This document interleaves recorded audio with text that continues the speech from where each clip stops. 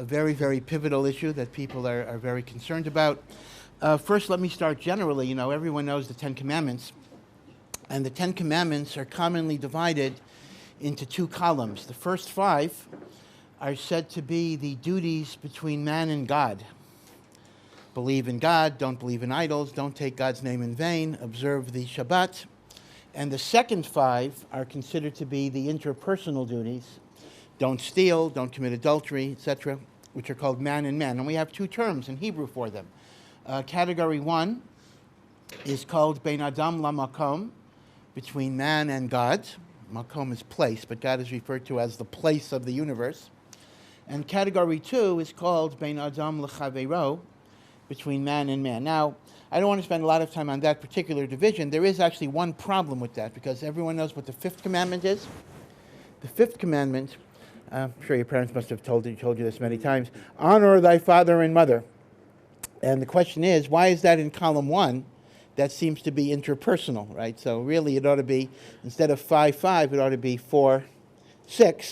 But there are a lot of answers to that. One answer is that when we honor our parents, we learn gratitude for having life, and therefore that transfers to gratitude to the Almighty for giving you life. But okay, but be it as it may, there's an interesting point here in terms of font size. Moses comes down from Mount Sinai with the two tablets of stone. And by the way, the two tablets were not joined. They were separate tablets, contrary to the picture. Now, the first five have many more words than the second five. Just more words, right? The second five are very staccato. Don't kill, don't steal, don't commit adultery, don't give false testimony, don't covet your neighbor's property. But they took up the same amount of space on the tablets. So in order for a fewer number of words to take up the same amount of space, the letters must be much larger. So if you're watching Moses coming down from the mountain, and you're putting on your glasses and you're trying to squint and see what is on those tablets, which commandments are you going to see first? You're going to see the interpersonal commandments, because they were written in a larger, or engraved rather, in a larger size of letter. So this itself is at least an indirect thought that people sometimes misidentify what it means to be a religious person. A religious person is, of course, a person who believes in God and a person who wants to serve God. But people think the meaning of being religious is primarily I keep the Shabbos, I daven, I wear tefillin, and all of that is important. But you see over here that the way you treat other people is on some level even more important. Now, both are primary, both are vital, but it's a real big mistake when we interpret religion exclusively in terms of the ritualistic commandments, and we don't look at the obligation and the responsibility of kindness, of compassion, of love, of caring, of concern. So, in a sense, if somebody would ever ask you, how come some religious Jews are not kind and compassionate people? So I could answer, although it's a little bit of a wise guy answer. Well, anyone that does not treat people with kindness is not religious. That's like asking, how come some religious Jews don't keep Shabbos? Well, the short answer is, anybody would say, well, what do you mean? Every religious Jew keeps Shabbos, because if you don't keep Shabbos, you're not a religious Jew. So you can't possibly say, how come some religious Jews don't keep kosher? So I would submit to you that the same way we would say that the definition of being religious means you keep Shabbos and you keep kosher, the definition of being religious means you treat people with dignity and with kindness and with compassion. That is part of that same Torah, and as that little homily I showed you about the Ten Commandments, perhaps it is even a more important part of the Torah and the like. Do you remember there's a famous story in the Gemara, maybe you've heard this story before, about a non-Jew wants to convert to Judaism. It's in the Talmud. And he first goes to Shammai, a great rabbi, and says to Shammai, teach me the whole Torah while I stand on one foot. Now, give me a short soundbite. So Shammai kicks him out of the house. He says, get out of here, you idiot. I don't need people who just scoff around. He then goes to the great sage Hillel, who was renowned for his patience. And Hillel says, I'll teach you the whole Torah in one foot. What is hateful to you, do not do to another. You don't want people to hurt you. You don't want people to disregard your feelings. You don't want people to be insensitive to you. Anything that would hurt you, don't do to anybody else. The Idach and the rest of the Torah, of course, there's a lot more to learn. Go and learn it. I'm just giving you a one-line synopsis of what the Torah is about. Now, let's ponder this story a little bit, because there are really two questions you could ask about this story. Question number one, and Christianity uses this as a criticism of Judaism. This is sometimes described as the negative golden rule. Instead of saying, do unto others as you would have them do unto you, you'll notice it is phrased in the negative. What is hurtful to you, do not do to another. So you'll sometimes see in the writings of Christian polemicists the idea that Christian morality is a higher level than Pharisaic or rabbinic morality.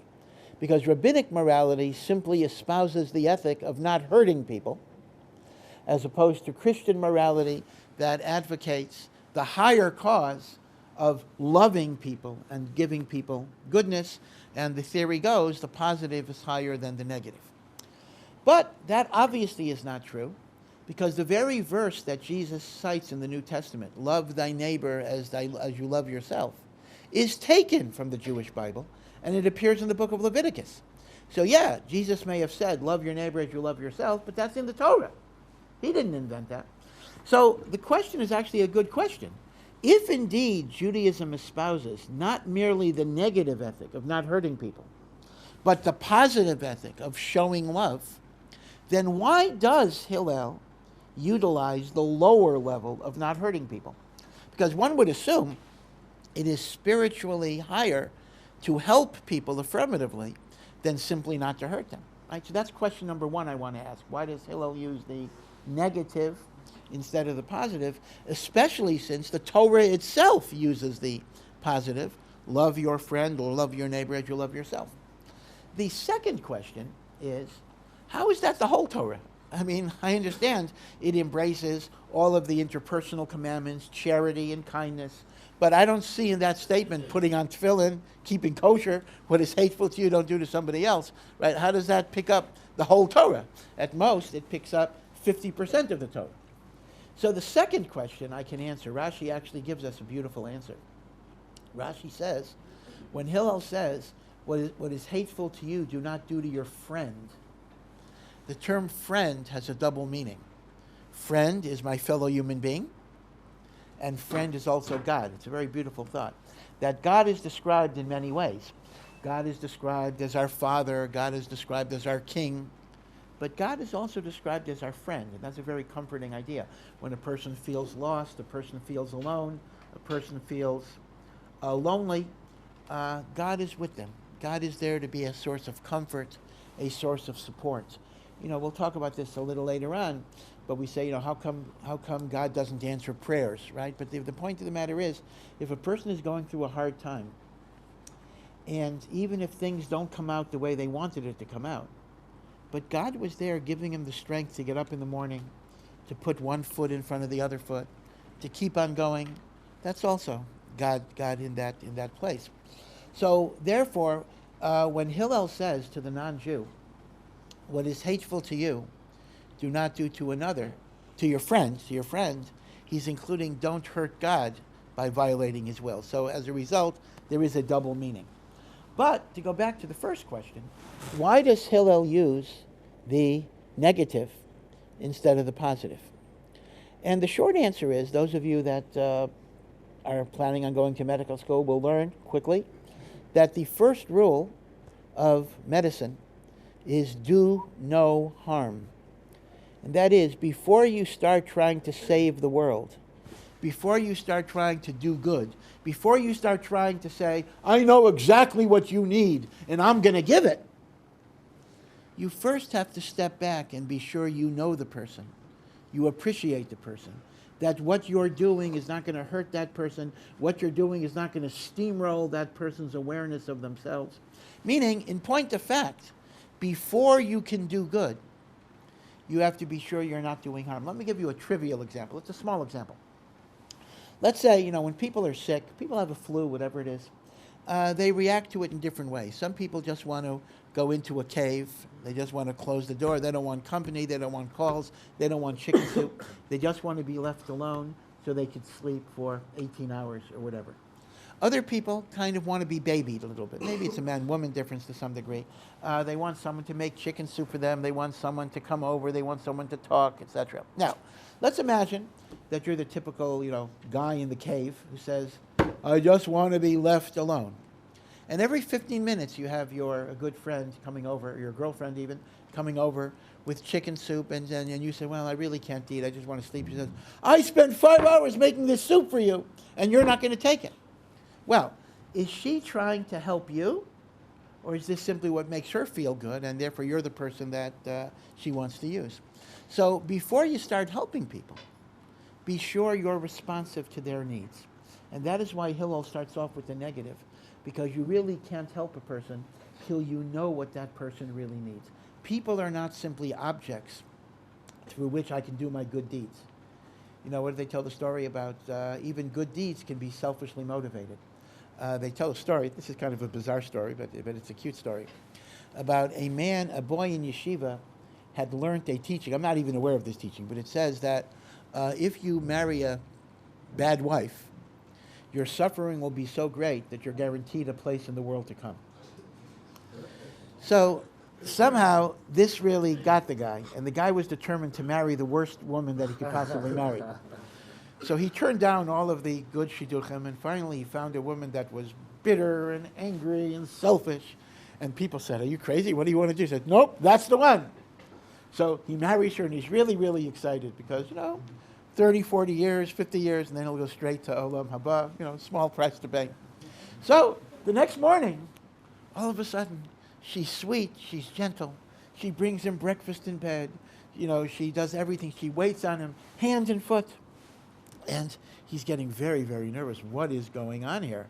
And after a week of this extreme kindness, he says to her, I appreciate how nice you are, but that's not really the deal that I thought we had.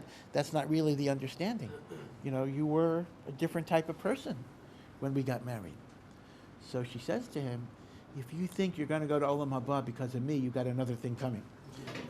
So the concept is that even kindness sometimes is a way of hurting people, or it's a way of self-aggrandizement. We're really doing it for ourselves. Okay. So let me just say that it's very, very important. And again, I don't mean to put myself up as any example. I mean, all of us have our failings and deficiencies. But as an ideal of what it means to be a religious Jew is supposed to be an exemplar of kindness, of sensitivity, of compassion, of tolerance.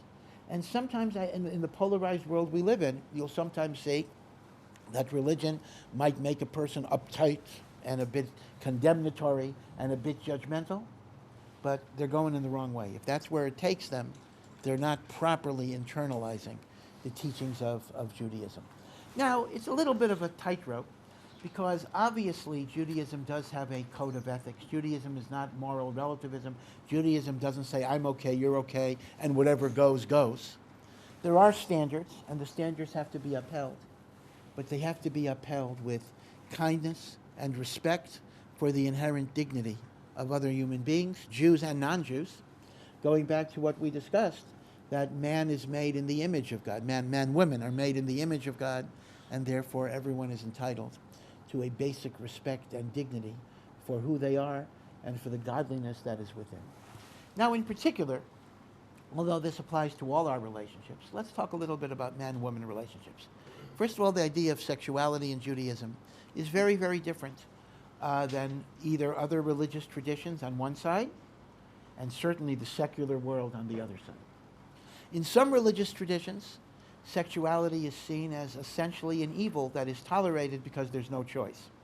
Paul said in the New Testament, better to marry than to burn, meaning people are going to commit sexual offenses anyway, so God said let them have marriage as an outlet.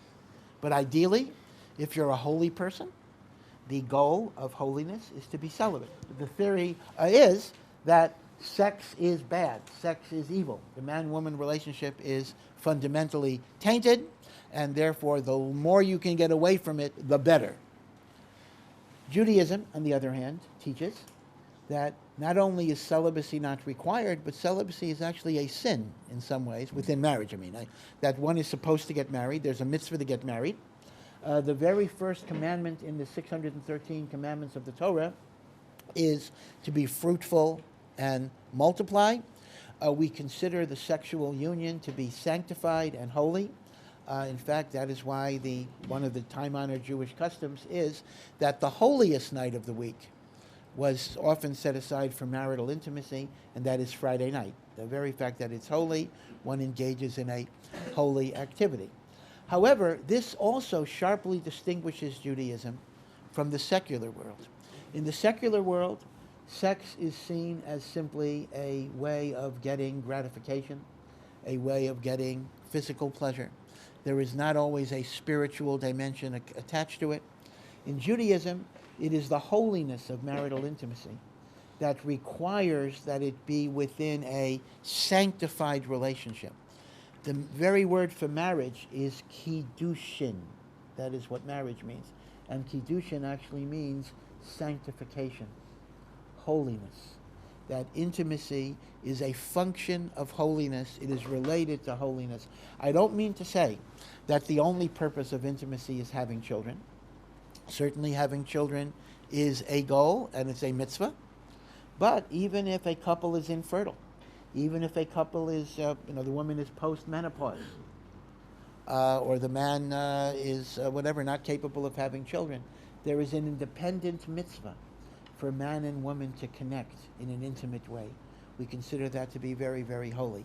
And therefore, if indeed we talk about these matters with privacy, with reserve, we don't necessarily exhibit a lot of behavior, it is not because it is something shameful, but because it is something so elevated that it is kept within the confines of the intimacy of the family unit. Now, let's go back to the creation of Adam and Eve. If you read the Torah in Genesis, it seems to be first there was Adam, and then there was Eve. But in fact, there's a rabbinic tradition that looks at it the other way, that the initial creation of man was a man-woman unit. A man-woman unit, kind of like Siamese twins. And when God created Eve, what that really means is he simply separated them so they would be separate. So they would be separate entities and able to mate. Remember, Adam was looking for a mate. He couldn't find a mate, so God made Adam fall asleep, and then he took Eve from him. And what did God say? God said, Lo tov, heyotz ha'adam levado. It is not good for man to be alone. Let me make a helpmate to be opposite him. And I'm going to analyze, basically the remainder of my talk, I'm simply going to analyze that single beautiful verse. It is not good for man to be alone. I will make a helpmate to be opposite him. Now keep in mind that this verse was said when Adam is in the Garden of Eden. In the Garden of Eden, what is so wrong about being alone? You have everything you want. There's one little tree you're not supposed to eat, but that's fine. You can eat everything else. You don't need laundry or tailoring. You're walking around naked. You have unlimited pleasure. You have an infinite capacity to enjoy the world.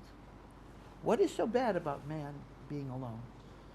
So one of the commentaries offers a beautiful insight.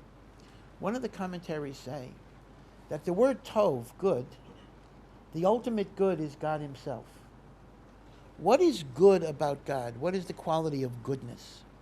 Goodness is selfless giving, because God can only give. God cannot take.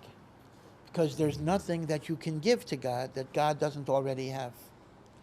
So God is the epitome of giving. Goodness is giving. Man in the Garden of Eden, without a helpmate, has an infinite capacity to take, but he cannot be godly if he has no one to whom to give. So when it says it is not good for man to be alone, we can retranslate it a little bit. We can tweak the Hebrew by saying, man cannot be good in a state of aloneness, because the meaning of good is giving. Man in a state of aloneness can be a taker, but cannot be a giver. And therefore, man, the human being, can never be godly until they transcend the egotism and the selfishness of the taker and learn to become a giver. By the way, we know that the Dead Sea, in Hebrew it's not called the Dead Sea, it's called the Yam HaMelech, the Salt Sea, because of the concentration of minerals. But the common English name is Dead Sea. Now, why is it called the Dead Sea? Because obviously the mineral content is so high that no fish can live in the Dead Sea. I don't know if you've been down to the Dead Sea.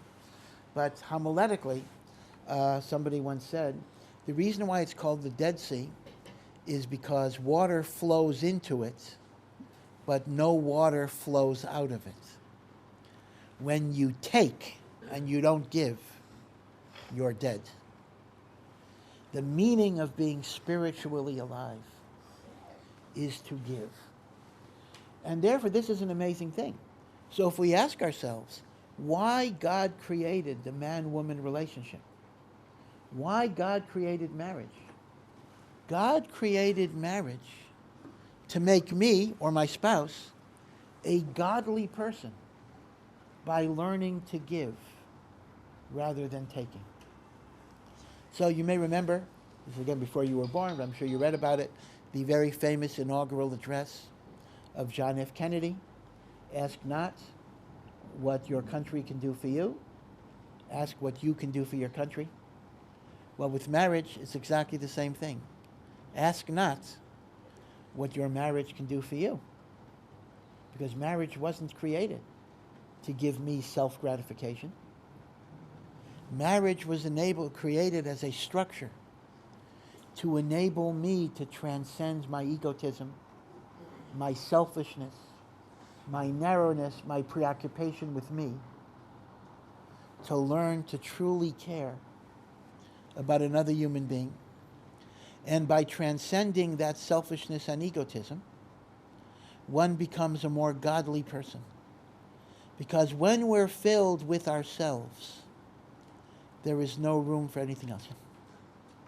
So, I completely understand all the points. To give, to be selfless. But my question would be, how can one find that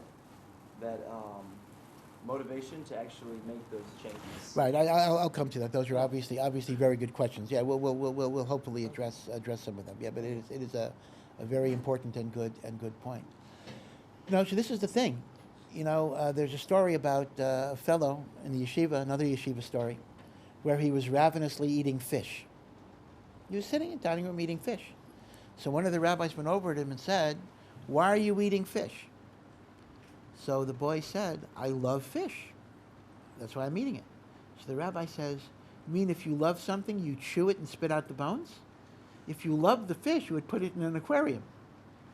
You don't mean you love fish, you mean you love yourself, and you're using the fish for your self-gratification."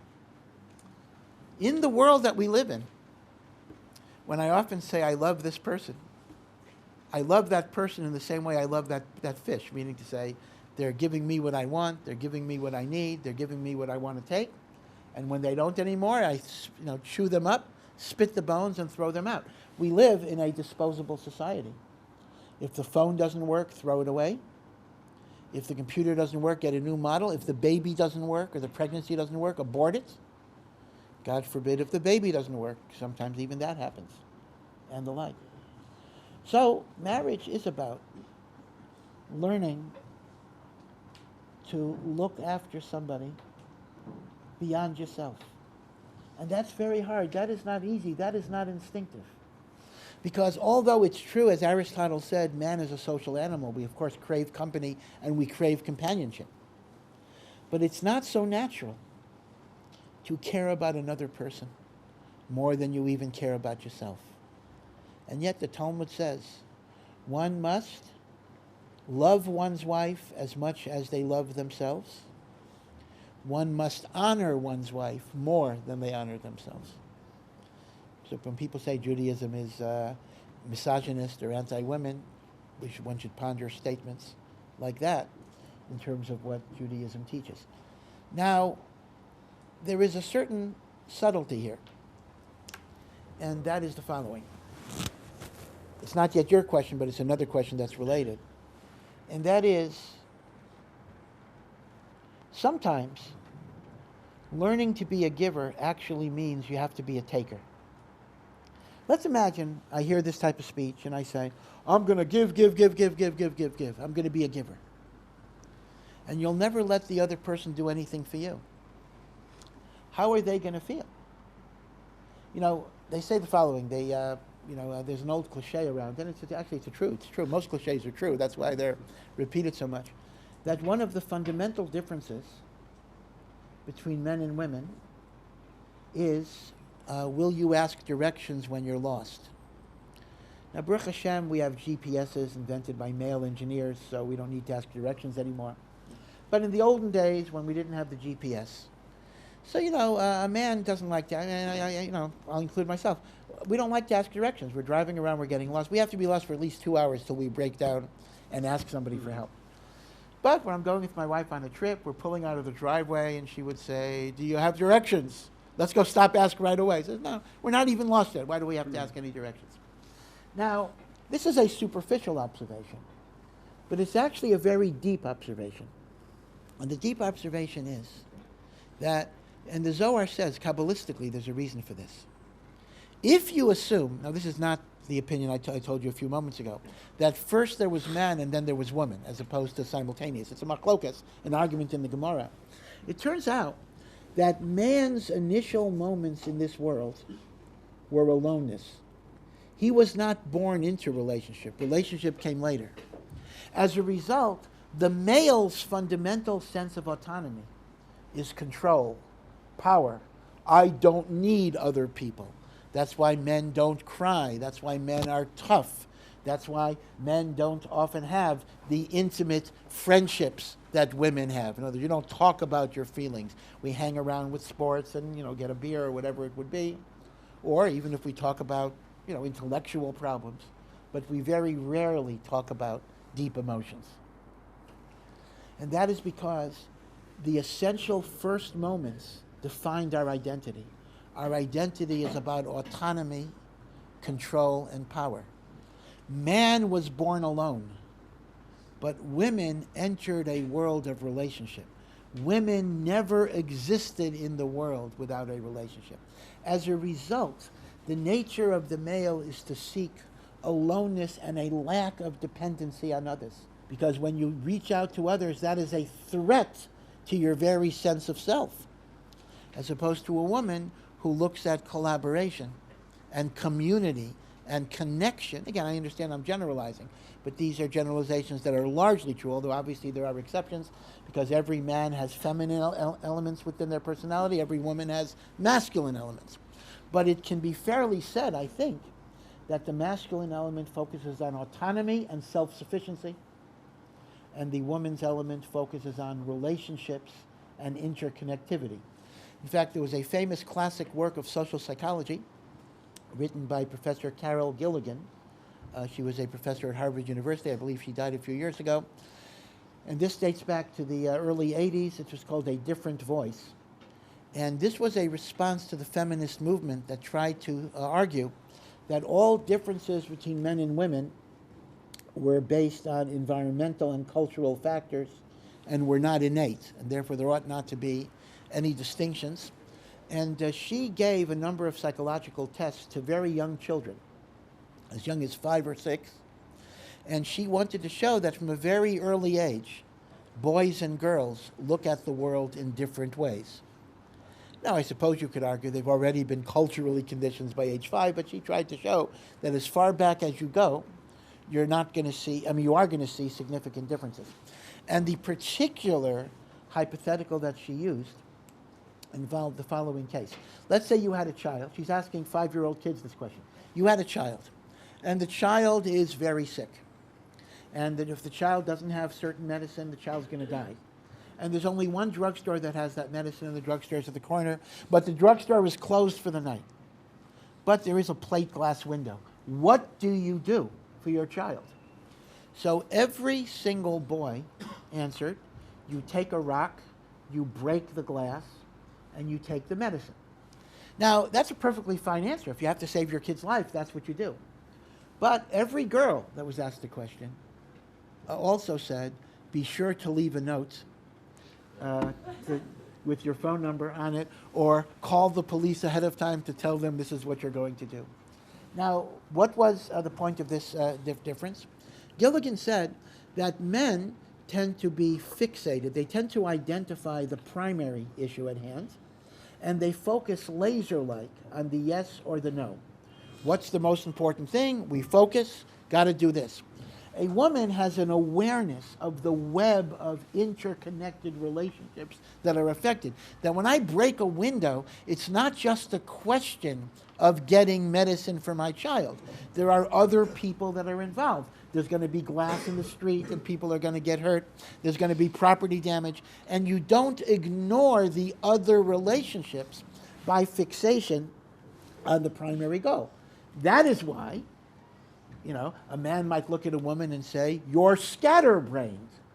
Again, please forgive the cliches here. But the concept is, scatterbrainedness comes from looking at so many things at the same time. A woman might say to her husband, you're clueless because you're focusing, right? That's why don't interrupt a man during a football game. You're focusing. You're concentrating, right? That is why men, I'm sorry for all these generalizations, but that is why men are mainly the great restaurant chefs, because when you're a great restaurant chef, you got to stir that soup for 4 hours, staring, thinking of nothing else. A woman doesn't have time to that, multitasking. Meaning, the concept that Professor Gilligan developed was that men are fixated on a single goal at any given moment in time. A woman perceives a web of relationships. Now, because of all of this, a man is often reluctant to surrender his autonomy and his control. Now, here is the subtlety. In order to be a giver, you must be vulnerable enough to let the other person give to you. Because when you let the other person give to you, you're actually giving them the most valuable gift of all, the gift of self-esteem, the gift that they are valuable in your life, the gift that they are needed. You see how important that is? Imagine the situation where I'm just the giver, giver, giver, giver, giver, giver. Well, what does that make the other person feel like? It feels like they're not contributing anything. They're not needed. So when I say the goal is to be a giver, to be a true giver, you have to be willing to accept. You can't be the strong, silent male that is always giving and not being open. You have to expose the vulnerability. So that's one important point, that yes, the purpose of relationships is to learn to give. But learning to give requires that you be a taker as well. Not in a selfish way, but in a way of showing the other person that you need them. In fact, a rabbi once remarked, it was a very, very good way of saying it. As important as it is to say you love somebody, it's also important to communicate the message, not just I love you, but I need you. You add something to my life. You bring something to my life. You give me something I otherwise would not have. That's very, very important. And that's something that perhaps we're very, very reluctant to even admit to ourselves.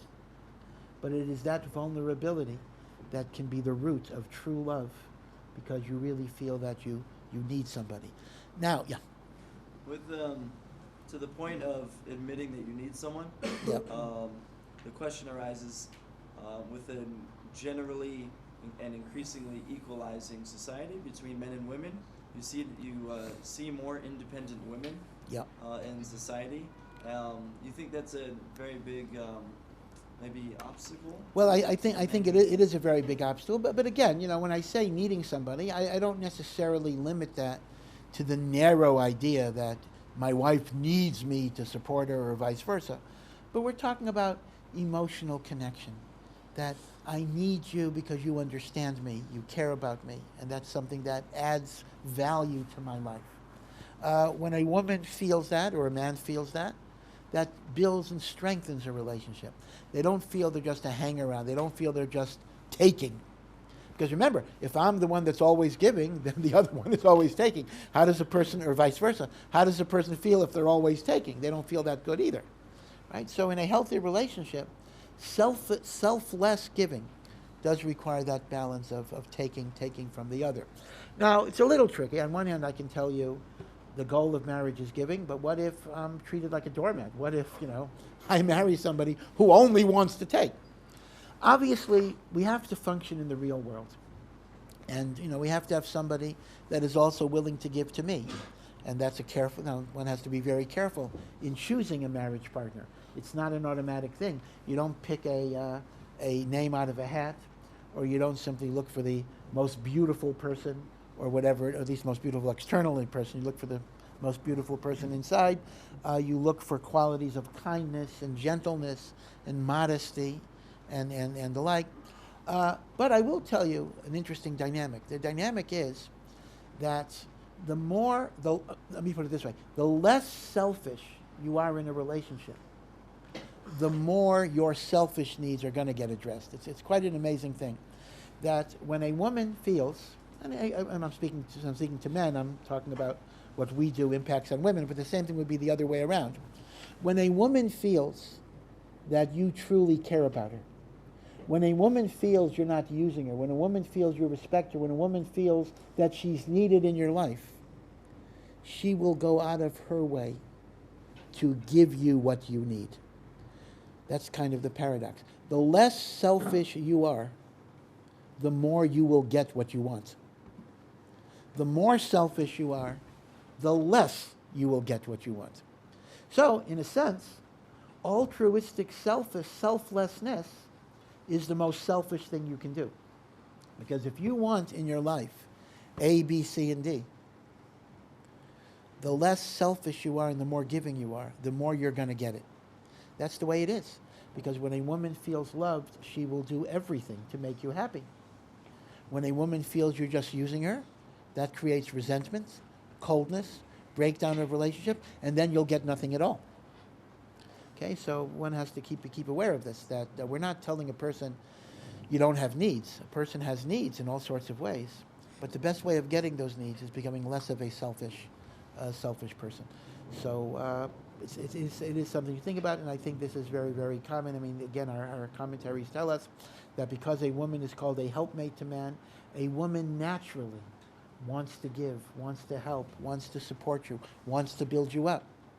But if a woman feels rejected and not appreciated, that turns into anger. And there's a beautiful homily that the rabbis say about this. The Hebrew word for man, now Adam is a name, but what is the Hebrew word for man? Anyone knows? Ish. The Hebrew word for woman is isha. Now, it's interesting, I don't have a blackboard here, but it's interesting that they share two common letters, aleph, shin, which means fire, and the man has a yud and the woman has a hey, and that spells God's name.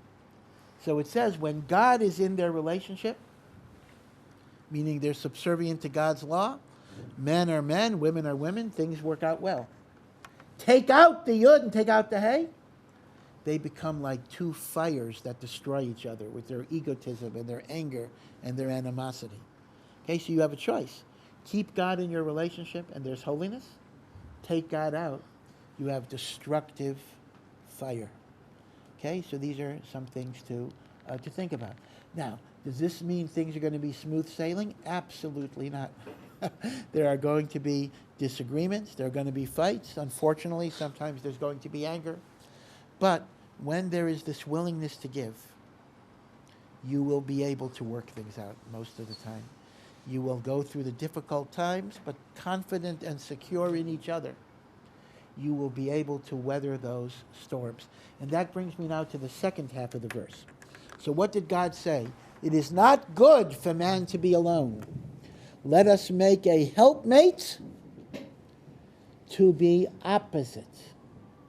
First of all, helpmate. You know, some people in modern society, some people look at that as an inferior type of role, to be a helpmate. And yet, to be there for another person, there is nothing as great as that. God himself is called our helpmate. And when I can help another person become what they're able to become, that is a very, very great accomplishment. But look at the verse. It is not good for man to be alone. Let us make a helpmate to be opposite him. So the rabbis of the Talmud have a problem. Helpmate seems to imply we're working together. Opposite implies we're in opposition. So is it opposition or is it helpmate? How can it be a helpmate in opposition? So the Talmud gives a pragmatic answer. It says, well, some people get one, some people get the other. Some people get a relationship that's helpmate, and some people get a relationship that's opposition, meaning God is saying, you know, marriages turn out different ways. But in the Hasidic books, it gives us a different explanation. It says that the helpmate of the marriage is precisely the opposition. What do we mean by this? All of us, well, I'll tell you, let me start with this. I once came across in an airport gift shop a wind-up toy. And this was a little doll that was intended for beleaguered middle management executives.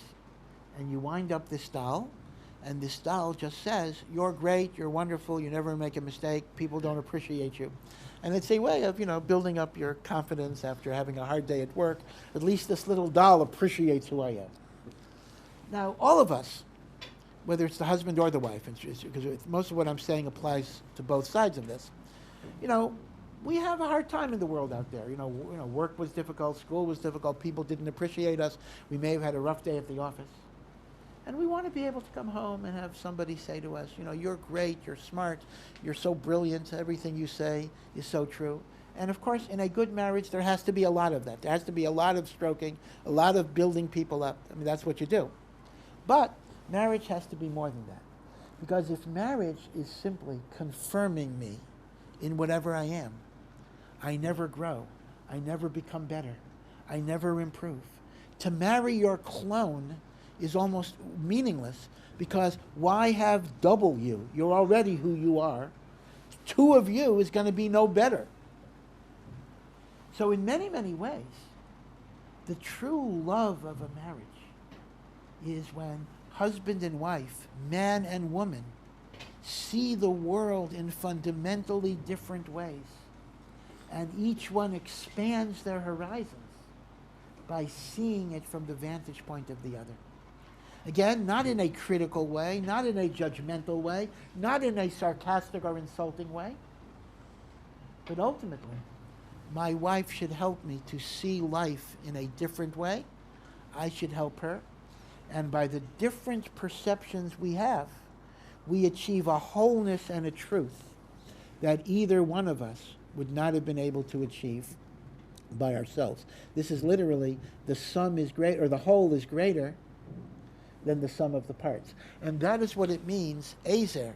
The help is kenegdo, that we see the world differently. The help of a marriage is not that we both see things the same, but it's precisely the fact that we see things in a different way. In fact, that is why, although there are many, many, many, many deeper reasons than this, but one of the issues of why marriage needs to be heterosexual instead of homosexual, although there are many, many more reasons, and this is really a talk for another time, is that it's precisely the fact that men and women are fundamentally different. That the union has to be predicated on two different ways of viewing the world coming together, as opposed to a replication of the same. Although as I understand that that is not a complete explanation for the opposition to gay marriage. So as a result, although in a marriage there must be emotional support, no question, but there should be the ability to communicate different viewpoints to create something richer. So disagreement should not be the cause for animosity. It should not be the cause for resentment. It should be understood as the gift of relationship is that I can broaden my vision by incorporating the vision of another. The Gemara says there's a similar story, not about marriage, but about Torah learning. There was a great rabbi, Rabbi Yochanan. And Rabbi Yochanan had a brother-in-law who was also his disciple, Rabbi Shimon ben Lakish. Actually, there's quite a backstory to this. Shimon ben Lakish, in his early years, was a bandit. He was a highway robber. He would rob people. And he once attacked Rav Yochanan. And he was going to kill Rav Yochanan, but Rav Yochanan said that, if you study Torah, I will give you my sister for marriage. Because this is without asking your sister. But basically, Rav Yochanan was very beautiful, physically very, very handsome, and he said, my sister's even more beautiful. And Rav Shimon ben Lakish dropped his career, and Rav Shimon ben Lakish became a great Talmudic scholar. He married Rav Yochanan's sister, and he became Rav Yochanan's colleague, student colleague.